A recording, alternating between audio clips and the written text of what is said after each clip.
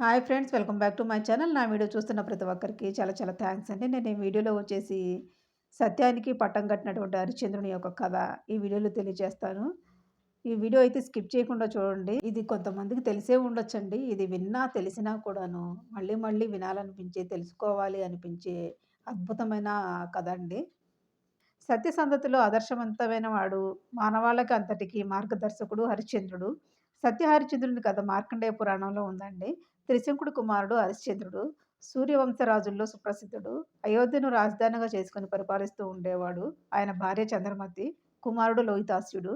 ఏకపత్ని వ్రతుడిగా, సత్యసంధుడిగా హరిశ్చంద్రునికి తిరుగులేని పేరైతే ఉందండి. ఒకనాడు దేవేంద్రుడిని సభలో జరిగినటువంటి ఒక సంఘటన హరిశ్చంద్రుని జీవితాన్ని ఎన్నో పరీక్షలకు గురిచేసి, ఎన్నో మలుపులు తిప్పిందండి. అదేమిటి అంటే ఇంద్రసభలో సత్యం తప్పక పలికేవారు ఎవరున్నారు? అనే ప్రశ్న ప్రస్తావనకొచ్చింది. అప్పుడు అక్కడ ఉన్నటువంటి వశిష్ఠుడు వెంటనే భూలోకంలో హరిశ్చంద్రుడు ఉన్నాడని చెప్పాడు. కానీ విశ్వామిత్రుడు లేచి హరిశ్చంద్రుడు సత్యవాక్య పాలకుడు కాదని, ఈ విషయాన్ని తాను నిరూపిస్తాను అని చెప్పేసి అంటాడు. అలా విశ్వామిత్రుడు తన మాట నెగ్గించుకోవడానికి ఒక రోజున హరిశ్చంద్రుని దగ్గరికి వెళ్ళి, తాను ఒక యజ్ఞం తలపెట్టానని, దేనికి ఎంతో ధనం ఖర్చు అవుతుందని, అవసరమవుతుందని, ఆ ధనం కావాలని అడిగాడు. అప్పుడు హరిశ్చంద్రుడు ఆ ధనాన్ని తాను ఇస్తానని వాగ్దానం చేశాడు. కానీ విశ్వామిత్రుడు ఆ ధనం తనకు ప్రస్తుతం అవసరం లేదని, అవసరం వచ్చినప్పుడు అడుగుతానని చెప్పేసి వెళ్ళిపోయాడు. కొంతకాలానికి హరిశ్చంద్రుడు వేట కోసం అడవికి వెళ్ళాడు. అప్పుడు విశ్వామిత్రుడు ఇద్దరు మాతంగ కన్యలను హరిశ్చంద్రుని దగ్గరకు పంపాడు. ఆ కన్యలు తమ అందచందాలతో, సంగీత నాట్యాలతో హరిశ్చంద్రుని ఆకర్షించాలని చూశారు. హరిశ్చంద్రుడు వారి ఆకర్షణకు పడక వారికి బహుమానాలిచ్చి పంపించాలి అనుకున్నాడు. అయితే ఆ కన్యలిద్దరూ తమకు బహుమతులు అక్కర్లేదని తమని వివాహం చేసుకోమని కోరారు. కానీ హరిశ్చంద్రుడు తాను ఏకపత్ని వ్రతుడని, రెండోసారి పెళ్లి చేసుకోవడం ధర్మం కాదని వారికి నచ్చజెప్పి సున్నితంగా ఆ కన్యలను పంపించాడు. విశ్వామిత్రుడు ఆ కన్యలను వెంటబెట్టుకొని వచ్చి హరిశ్చంద్రుడిని వారి కోరిక తీర్చమన్నాడు. తన రాజ్యాన్నైనా వదులుకుంటాను కానీ ఏకపత్ని వ్రతాన్ని విడిచిపెట్టి అధర్మానికి పాల్పడనని చెప్పాడు హరిశ్చంద్రుడు. వెంటనే విశ్వామిత్రుడు తన రాజ్యాన్ని ఇచ్చి వెళ్ళిపోమంటాడు. హరిశ్చంద్రుడు రాజ్యాన్ని విశ్వామిత్రుడికి అప్పగించి కట్టుబట్టలతో నగరం నుండి బయలుదేరతాడు. అప్పుడే విశ్వామిత్రుడు హరిశ్చంద్రుడు గతంలో తమకు వాగ్దానం చేసినటువంటి ధనాన్ని ఇవ్వమని అడిగాడు. ప్రస్తుతం తన దగ్గర ధనం లేదని, కొంత సమయం ఇస్తే ధనాన్ని చెల్లిస్తాను అని విశ్వామిత్రుడిని వేడుకుంటాడు హరిశ్చంద్రుడు. విశ్వామిత్రుడు అందుకు అంగీకరించి తనకు కావాల్సిన ధనాన్ని వసూలు చేయడానికి నక్షత్రకుడు అనే శిష్యుడిని పంపాడు. హరిశ్చంద్రుని వెనకనే బయలుదేరినటువంటి నక్షత్రకుడు ఆ రాజును ఎన్నెన్నో కష్టాల పాలు చేశాడు. సొమ్ము ఇస్తానని అనలేదు అని ఒక అబద్ధం చెప్తే చాలు తను వెంటనే వెళ్ళిపోతాను అన్నాడు. కానీ హరిశ్చంద్రుడు ఇందుకు ఒప్పుకోక ఎన్నెన్నో కష్టాలను అనుభవిస్తూ చివరకు కాశీ నగరానికి చేరాడు. అక్కడ కాలకౌశికుడు అనే బ్రాహ్మణుడికి హరిశ్చంద్రుడు తన భార్యను అమ్మి దాంతో వచ్చినటువంటి ధనాన్ని నక్షత్రకుడికి ఇచ్చాడు. అయినా ఇంకా విశ్వామిత్రునికి అప్పు ఎంతో మిగిలి ఉంది. అప్పుడు హరిశ్చంద్రుడు వీరబాహుడు అనే ఒక కాటి కాపరికి తానే స్వయంగా అమ్ముడుపోయి ఆ ధనాన్ని నక్షత్రునికి ఇచ్చాడు. అయినా హరిశ్చంద్రుని కష్టాలు తీరలేదు. హరిశ్చంద్రుడి భార్య అయినటువంటి చంద్రమతి కుమారుడితో కలిసి కాలకౌశికుడి ఇంట్లో పనులు చేస్తోంది.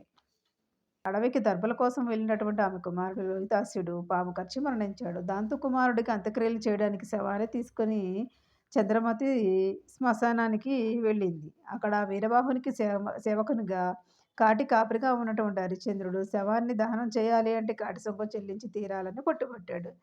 తన దగ్గర చిల్లిగవ్వ కూడా ధనం లేదని కాటి సుంకం కట్టలేనంది చంద్రమతి. అప్పుడు హరిశ్చంద్రుడు, అయితే నీ మెడలో ఉన్నటువంటి మంగళసూత్రాన్ని అమ్మి ఆ డబ్బుతో సుంకాన్ని చెల్లించమని అంటాడు. ఆ మాటలకు చంద్రమతి ఆశ్చర్యపోయింది. తన మెడలోని మంగళసూత్రం తన భర్తకు తప్ప వేరెవరికి కనపడదని, అది తనకు వరమని, కనుక కాటి కాపరిగా ఉన్నటువంటి వ్యక్తి హరిశ్చంద్రుడే అయి ఉంటాడని, అప్పుడు తన విషయాన్నంతా హరిశ్చంద్రునికి చెప్పింది. ధర్మం తప్పని హరిశ్చంద్రుడు మంగళసూత్రం అమ్మి ధనం తీసుకురమ్మని ఆమెను నగరానికి పంపాడు. అయితే రాత్రివేళ చంద్రమతి నగరంలోకి వెళుతుండగా ఇంకొక కష్టం వచ్చి పడింది.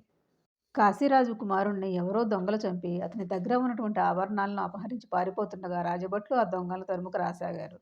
ఆ దొంగలు పరిగెత్తుతూ వచ్చి వారికి దారిలో ఎదురైన చంద్రమతి దగ్గర తాము దొంగతనం చేసి తెచ్చినటువంటి సొమ్ములు పడవేసి పారిపోయారు. అటుగా వచ్చిన రాజభట్లు చంద్రమతి రాజకుమారుణ్ణి హత్య చేసి ధనాన్ని దొంగిలించిందని భావించి ఆమెను బంధించి రాజు దగ్గరకు తీసుకువెళ్లారు. రాజు ఆమెకు మరణదండన విధించడంతో రాజభటులు ఆమెను కాటికాపరిగా ఉన్నటువంటి హరిశ్చంద్రుడి దగ్గరికి తీసుకువచ్చి శిక్షామలు చేయమన్నారు. ఆమె తన భార్య అని తెలిసినా, నిరపరాధి అని తెలిసినా రాజాజ్ఞను అమలుపరచడం కోసం హరిశ్చంద్రుడు ఖడ్గం ఎత్తి చంద్రమతి శిరస్సును తెగవేయబోయాడు. విచిత్రంగా ఆ ఖడ్గం ఒక పూలదండలా మారి చంద్రమతి మెడలో పడింది. వెంటనే దేవతలంతా అక్కడికి ప్రత్యక్షమయ్యారు. విశ్వామిత్రుడు, వశిష్ఠుడు లాంటి ఋషులు అక్కడికి వచ్చి చేరి, అబద్ధం ఆడని, ధర్మం తప్పని హరిశ్చంద్రుడిని ఎంతగానో ప్రశంసించారు. విశ్వామిత్రుడు తాను ఓడిపోయానని ఒప్పుకోవడంతో హరిశ్చంద్రుడి మీద దేవతలంతా పుష్పవృష్టి కురిపించారు. ఇలా హరిశ్చంద్రుడు సర్వ మానవాళికి ఆదర్శ పురుషుడయ్యాడు. సత్యనిరతిని తప్పక హరిశ్చంద్రుడిగా పేరు పొందాడు. ఇదండి వీడియో అయితే. హరిశ్చంద్రుని యొక్క కథ అయితే. మీకు ఈ వీడియో కథ నచ్చితే గనక తప్పకుండా లైక్ చేయండి. అలాగే షేర్ చేయండి. సబ్స్క్రైబ్ చేసుకోవడం మాత్రం మర్చిపోవద్దు friends. Thank you so much for watching అండి.